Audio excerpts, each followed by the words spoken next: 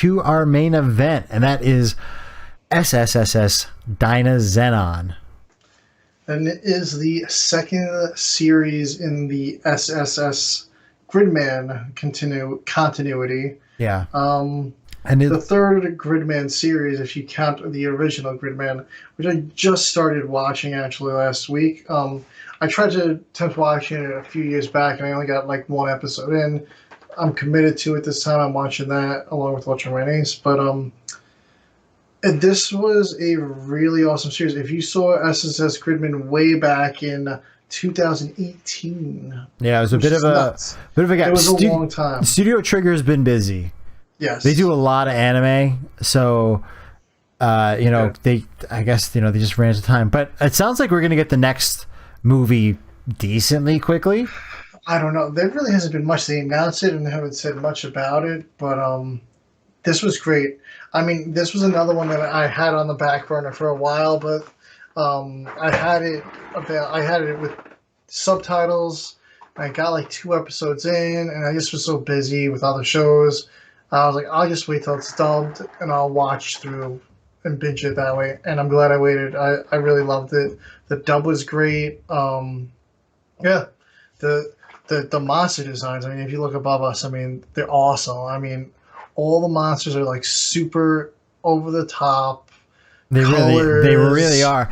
The art direction in this is just as good as on Gridman with the design. I actually think the kaiju look a little bit better in this one. The kaiju look so much better. The Gridman kaiju were awesome. Some of them were from the original series. These, for this series, were all new. These kaiju have never appeared in anything else before, so these were all completely new kaiju. There's nothing recycled from Gridman Hyper Agent, the live-action series. This one follows a group of teens versus the previous series where we just had sort of our main protagonist as Gridman, and then he would have a little team come help him, the Neon Genesis team. They're kind of united. Dynazenon is... We don't really know what Dynazenon is. It's a robot, but it's sort of hinted that it might be living. It definitely has some sort of sentience to it. I think that has something to do with the princess. The lore behind this, they don't really get into. They hint at things. Yes. They never tell you a definitive answer for anything. Like we do know that this is in a different world. Yes. Yes, it is a different world from SSS Gridman. Our main character is Yomogi Asanaka, and then the rest of the crew is Galma, who's a 5,000-year-old man that came back to life to fight the kaiju eugenicists, which are kaiju users. And they're the ones that are controlling all these kaiju that attack the series. The kaiju are appearing because of strong emotions, fear, sadness.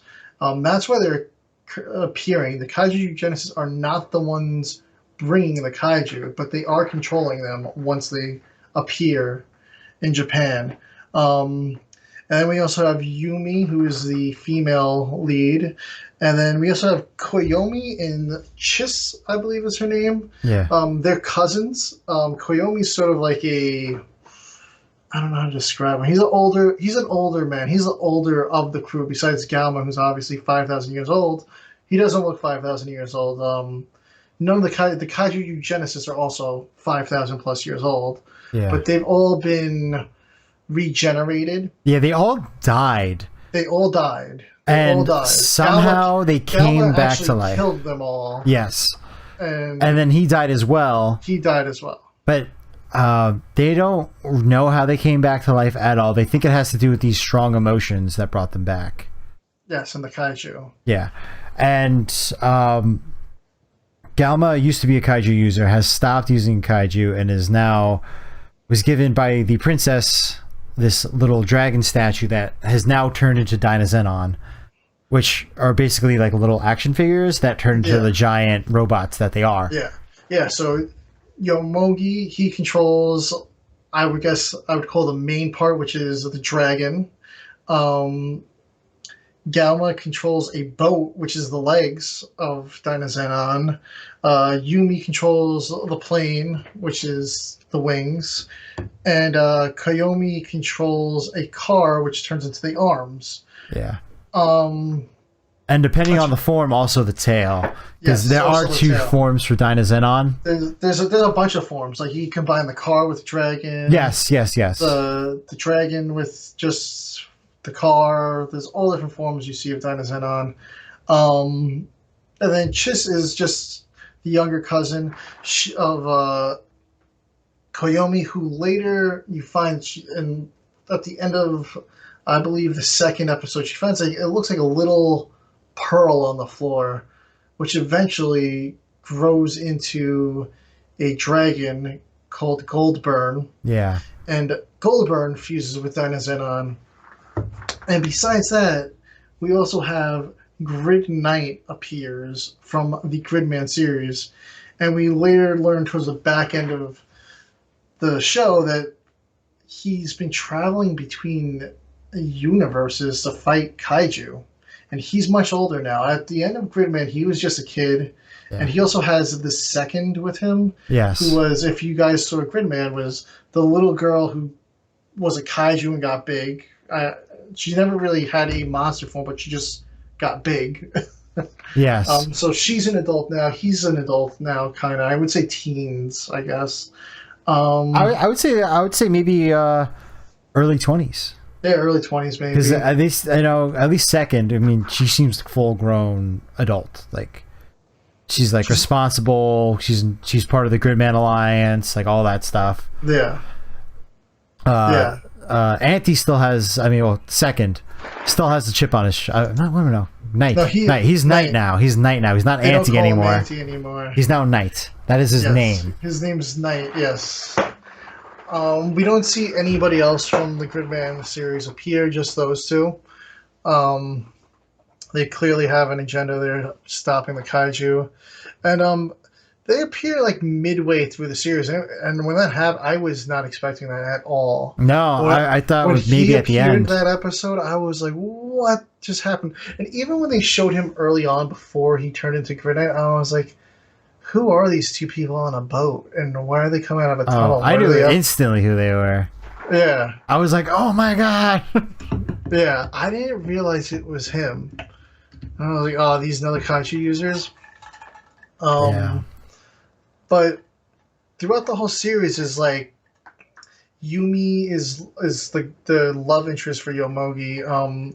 I mean, it's implied the whole time. He's kind of oblivious to things. She actually likes him, and he likes her the whole time. But there's points where she's kind of like, oh, we should go get some food. And then he's like, all right, let me go tell everybody else. Or she's like, we should go to the fair. He's like, oh, let me go tell my friends. We'll all go together. Yeah. And she's kind of like, no. She's like, I mean, just me and you. Like, he's trying so hard to be with her this whole time, and then she's just like, yeah, let's go. And then he's like, oh wait, let me get my friends. Yeah. She has a really good storyline. A post of all of our other reviews. We are not going to be going super in depth into the entire series because it's just going to take way too long. Yeah. But she has a great storyline of her own. Basically, she's trying to figure out what exactly happened to her older sister. It's implied that she killed herself, but she doesn't know any of the details. She doesn't know the why or what happened. And so she's going and interviewing all of her sister's old classmates. Just has basically a journey of, she's basically a flunky and just hangs out with her flunky older cousin who doesn't do anything either. Because he had a decision once when he was in high school to go with the girl of his dreams or do the right thing and not. And he decided to do the right thing, but he's always like, what if? Yeah. So he's kind of just lived as a what if for his entire life, and it turns out that he did make the right decision. Galma's trying to defeat the kaiju eugenicist, but one of my favorite things about this series is that the bad guys, while they are bad and have bad goals, they really aren't super bad people except for one of them. No, they're not really bad. And it gets to the point where it's like, it's the end of the second episode. We know who the bad guys are, and they know that they're the bad guys, and they know who the good guys are, and they can talk and spend the day with each other and go to the water park. And Galma is basically the only one of them that's trying to kill the kaiju eugenicist. Everybody else is just like, well, just kill the kaiju and it'll be fine. Yeah. So it's a really interesting way of telling a story. Yeah. Where it's like there's very little things going on behind somebody's back. It's all up front, in front of everybody. They all know what's happening here, but they're all kind of just along for the ride. Yeah. And one of the funny stories, I thought, like, at one point it seemed like they were trying to hook Koyomi up with the female eugenicist. No, there was that. You know, it was completely implied, and that didn't happen either. Koyomi strikes out again with the girl. He just likes them bad. Yeah, he likes them bad. But like you said, one of the eugenicists, that guy with the pinky, I forgot what his name was. Yeah, I'm like blanking on the eugenicist names. I loved the gag that they always had at the end of every battle. Like something would explode or fall right near him, and like his quote of the series was like, "I thought it was dead for sure." And the first time it happens, like I thought he was dead for sure too. Like he's like in the middle of an explosion, and then the next episode opens up and he's like, "Oh, I thought it was dead for sure." He just wakes up, but then that's just like his line throughout the rest of the series. Yeah. And then he used it one random time. Oh, when they went to the movies, he walked out of the movie, and because it was like a 4D movie with everything shaking and crap, and he's like. Yeah.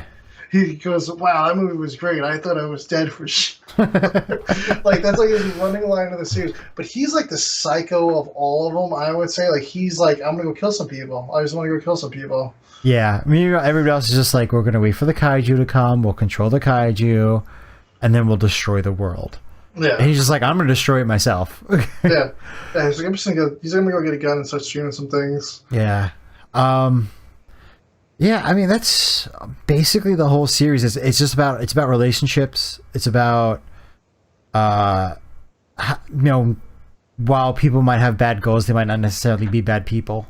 Yes. There's a lot of themes running throughout this entire series, even to the point where it's just like Yumi, the way that he kind of saves everybody is. He becomes a kaiju user and tries taking control of the big bad kaiju at the end. Yeah. They're almost done for.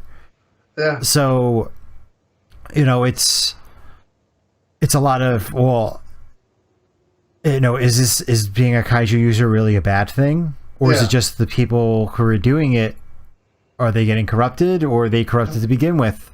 Yeah, is this all Galma's fault? Did he corrupt these people? Yeah. It's a lot of it's a lot of like, what is the circumstances to somebody?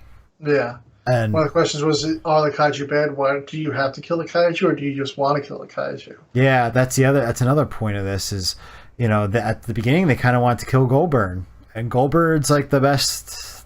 Goldburn was awesome. Yeah. MVP. But, and even to the point where Second and Knight, who are both kaiju, are kind of like, they don't want there to be an exception. They're very tentative. They're like, I don't know. They're like, no hesitation. Knight doesn't like the hesitation. And one of the episodes, Galma kind of lets one that seems like it's a doofy kaiju go. They're like, it's just small, it's harmless. And then he becomes a problem at the end of the episode, and Knight's pissed off and keeps punching Galma in the gut. And Galma throughout the series is a hysterical character. He's the funniest. Yes. He's just this crazy character.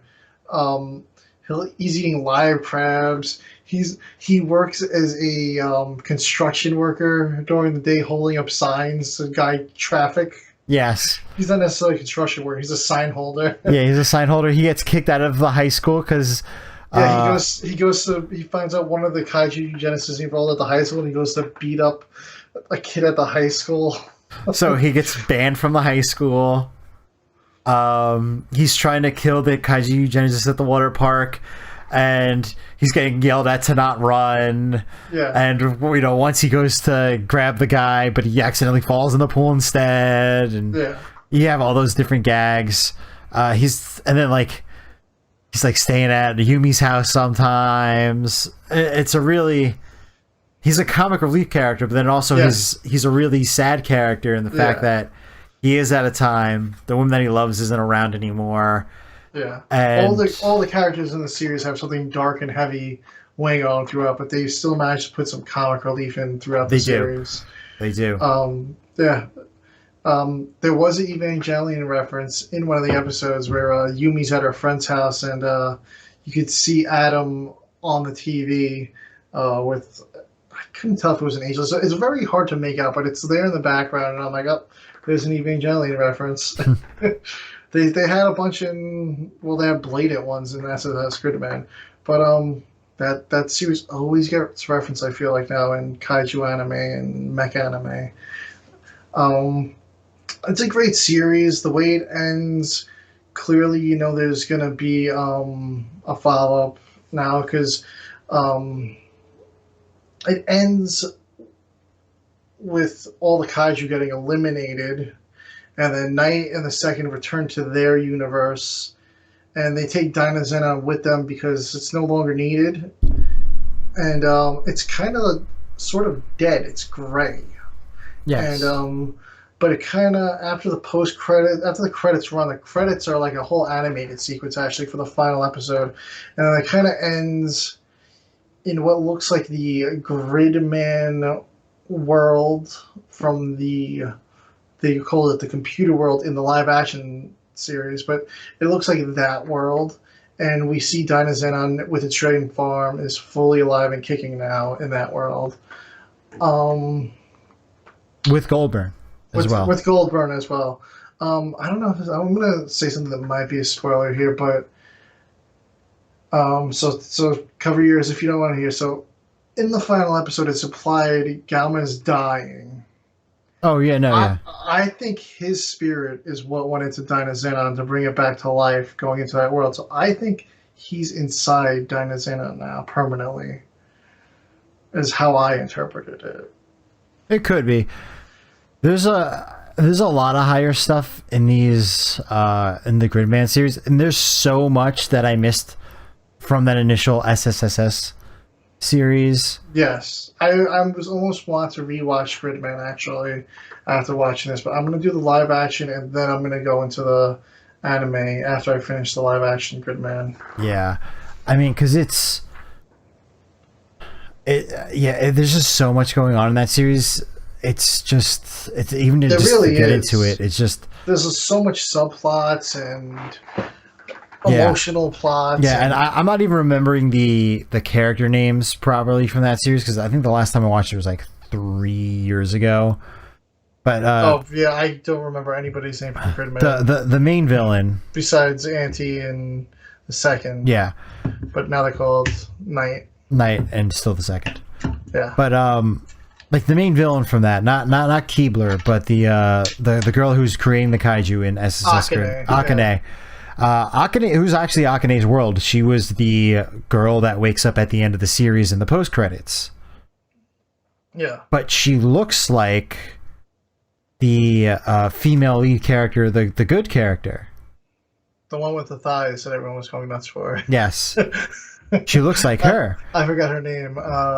So basically, what they were implying was that she thought that she wasn't good enough and that she wasn't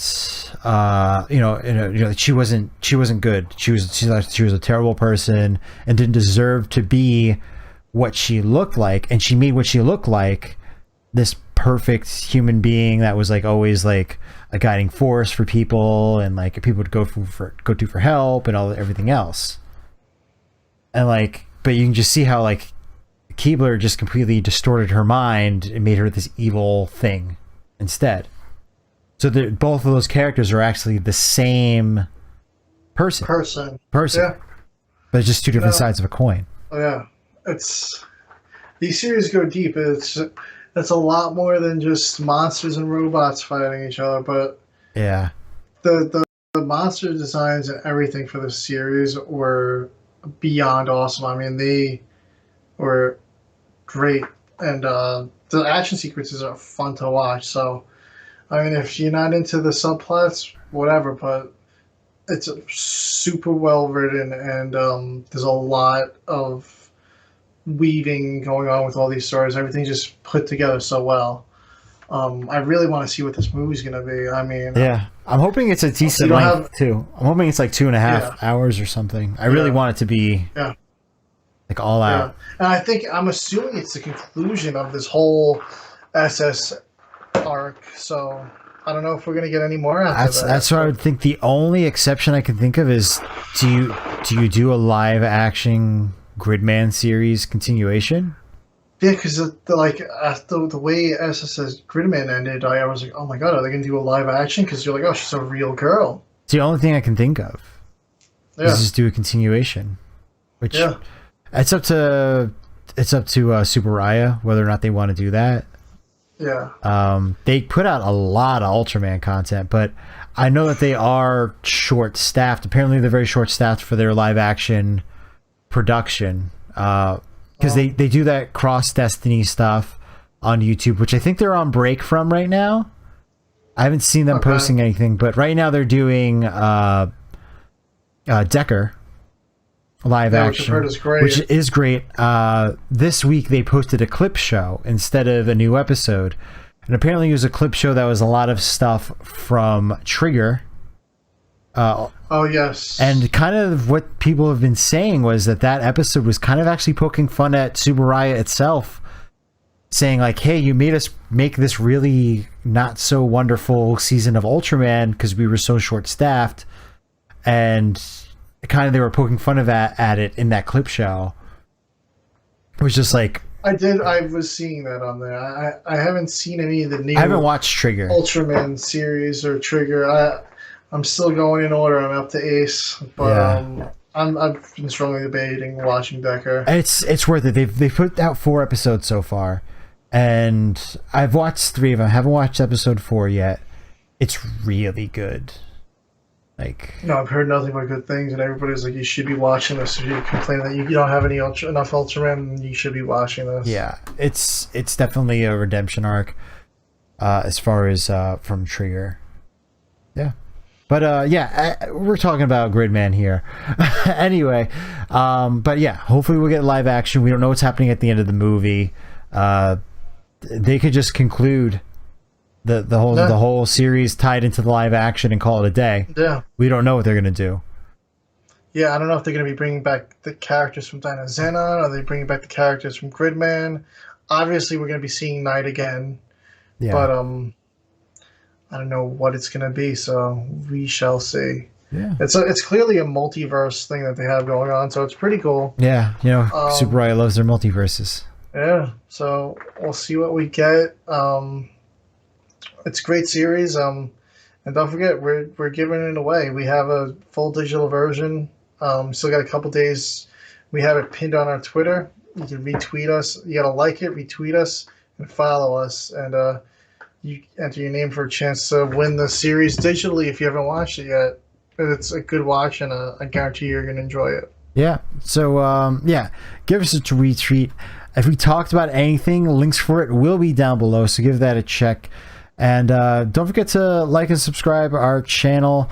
We're going to be putting out a lot of stuff. Hit a little bit of a lull here during the summer. It's just been so crazy. But we're going to be getting back at it, and we're going to be putting out a lot of stuff very soon. Yeah. So thank you guys for watching, and we'll see you later.